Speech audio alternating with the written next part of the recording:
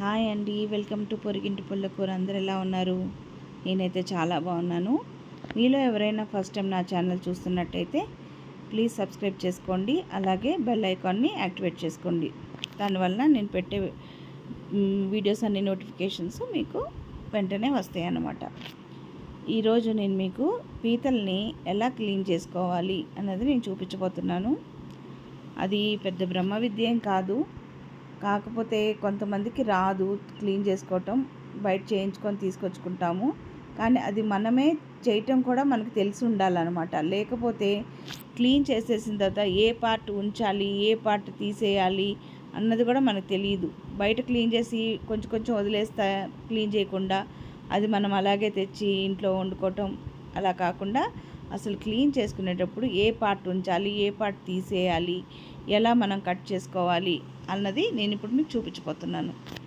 1 కిలోకి 3 పీతలు వచ్చినాయండి. ఆ 3 చూసారా ఎంత పెద్దగా ఉన్నాయో కాళ్ళు. వాటిని అవి పెద్ద కాళ్ళు అనమాట. మిగతాయి చిన్న చిన్నవి. ఆ చిన్న చిన్నవి కూడా తీసేయాలి.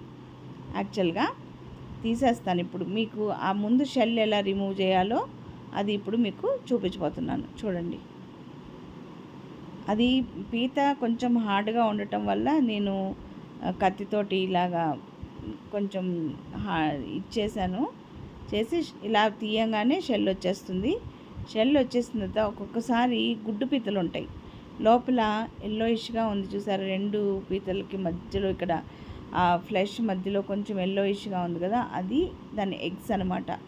అవి కూడా ఉంచచ్చు. అవి ఏమి తినకూడదు అయితే ఏం కాదు. సో అది కడగంగానే పోతుంది. చాలామంది తెలియక కడిగేస్తారు కూడా. మనం అలా కడుక్కోము. అది కూడా ఉంచాలి. క్రాబ్స్కి ఈ మొత్తం చిన్న చిన్న కాళ్ళు అవన్నీ మనం తీసేయాలన్నమాట. తీసేయటం వల్ల ఏమవుతుందంటే కూర వండినప్పుడు వాటిల్లో కూడా ఆ జ్యూసెస్ అన్నీ వెళ్ళి దానిలో ఉన్న ఫ్లెష్ జ్యూసీగా చాలా బాగుంటుంది. చూసారా, అరచేతిలో పెట్టుకుంటే అరచేయి అంత ఉంది అంటారు కదా. పెద్ద పీతలు చాలా టేస్టీగా ఉంటాయి అన్నమాట.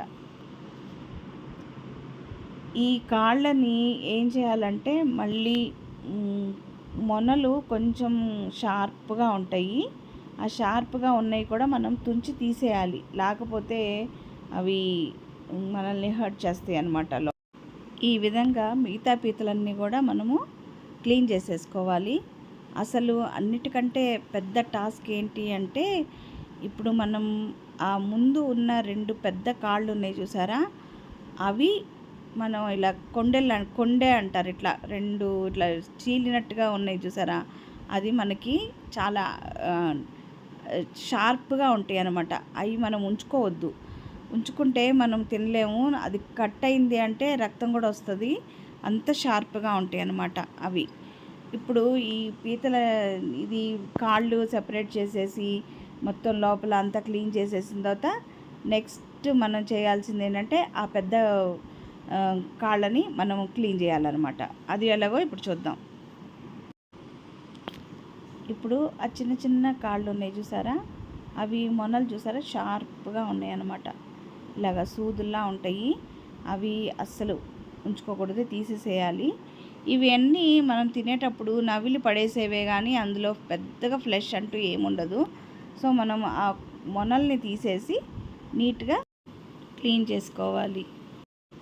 ఈ విధంగా ఆ చిన్న చిన్న కాళ్ళన్నీ కూడా మనము ముందున్న షార్ప్ ఎడ్జ్ లాంటిది అవన్నీ నీట్గా కట్ చేసేసుకొని శుభ్రంగా రెడీ చేసి పెట్టుకుందాము. నెక్స్ట్ పెద్ద కాళ్ళు ఎలా క్లీన్ చేయాలో చూద్దాం. ఫైనల్గా ఇప్పుడు మనం ఆ పెద్ద కాళ్ళని కట్ చేద్దాం. ఇది చూసారా, ఈ చెక్క నేను చార్మినార్లో కొన్నాను. ఇది ఇలాంటి వాటివి కట్ చేసుకోవడానికి బాగా హెల్ప్ అవుతుంది అనమాట. ఈ అంటే బండ మీద పెట్టి కొట్టకూడదు కాబట్టి నేను ఇలాగే చెక్క పెట్టుకున్నాను. మీరు చాపింగ్ బోర్డ్ మీద పెట్టి కూడా పెట్టి కట్ చేసేయచ్చు. ఈ కత్తి చూసారా, ఇది మా డాడీ నాకు ఇచ్చిన కత్తి అనమాట. ఇట్లాంటి కొంచెం షార్ప్వి లేకపోతే బలంగా కొట్టేవి వాటి కోసం నేను ఇది యూస్ చేస్తూ ఉంటాను. ఇట్లా మనం అంటే ఈ పెద్ద కాళ్ళు కాబట్టి దాన్ని 2 పీసెస్ చేశాను. మామూలుగా అయితే ఒక స్ట్రైట్గా ఆ ముందు 2 చీలికల్లాగా ఉన్నాయి మాత్రమే కట్ చేసేసి మిగతాదంతా యాజ్ ఇట్ ఈస్గా మనం ఉంచేసుకోవచ్చు అనమాట. కాకపోతే ఇవి పెద్దది కదా, అందుకని నేను వాటిని 2 పీసెస్ చేశాను అనమాట. ఇదే విధంగా మిగతా అన్నీ కూడా మీరు క్లీన్ చేసుకోండి.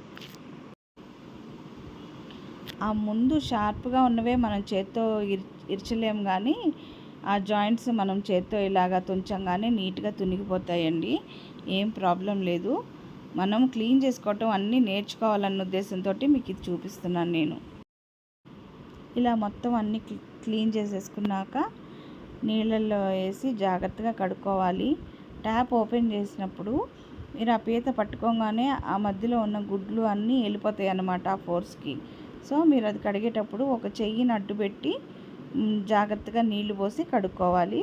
ఇందులో డర్ట్ కానీ అలాంటిది ఏమి ఉండదండి. చాలా నీట్గా ఈజీగా క్లీన్ అయిపోయాయి. ఏమైనా ఉన్నాయి అంటే అవి పీతలే, దాంట్లో ఎటువంటిది ఏమీ ఉండదు. ఆ షెల్ తీయటంతోనే సగం డర్ట్ అంతా వెళ్ళిపోతుంది. ఆ పైన ఉన్న కొంచెం కూడా తీసేస్తే మొత్తం క్లీన్ అయిపోతుంది. ఈ విధంగా 2-3 సార్లు కడుక్కోండి. నీసు వాసన ఏమన్నా ఉంటే పోతుంది. కొంతమంది కొంచెం ఉప్పు నిమ్మకాయ కూడా వేసి కడుక్కుంటారు. ఎలాగూ అది సీ ఫుడ్ కాబట్టి ఆ నీసు వాసన అనేది ఉంటుంది, మొత్తం ఏం పోదు. కానీ ఎవరు అలవాట్లు వాళ్ళకు ఉంటాయి కాబట్టి కొంతమంది అలా కడుగుతారు. నేనైతే అలా ఏం కడగనండి. 4-5 సార్లు కడిగితే చాలు, అవన్నీ నీట్గా వచ్చేస్తుంది అనమాట. వాటర్ చూసారా ఎంత ఫ్రెష్గా ఉన్నాయో, అంటే మొత్తం క్లీన్ అయిపోయిందని అర్థం. ఇలా క్లీన్ చేసుకున్నవన్నీ ఇలా ఒక స్ట్రైనర్లో వేసి పెట్టుకోండి. నీళ్ళన్నీ వడిలిపోయిన తర్వాత నేను వేరే కంటైనర్లో ఇప్పుడు మారుస్తాను అనమాట. ఫ్రిడ్జ్లో స్టోర్ చేసుకోవటానికని నేను ఇటువంటి బాక్సెస్ కొనుక్కున్నానండి నాన్ వెజ్ కోసం. అవన్నీ ఇట్లా దీంట్లో వేసి ఇప్పుడు నేను ఫ్రీజర్లో పెట్టి ఫ్రీజ్ చేసుకుంటాను. నాకు కావాల్సినప్పుడు నేను తీసి వండుకుంటాను అనమాట. నచ్చిందా? నచ్చితే తప్పకుండా లైక్ చేయండి, షేర్ చేయండి, నా ఛానల్ని సబ్స్క్రైబ్ చేసుకోండి. Thank you.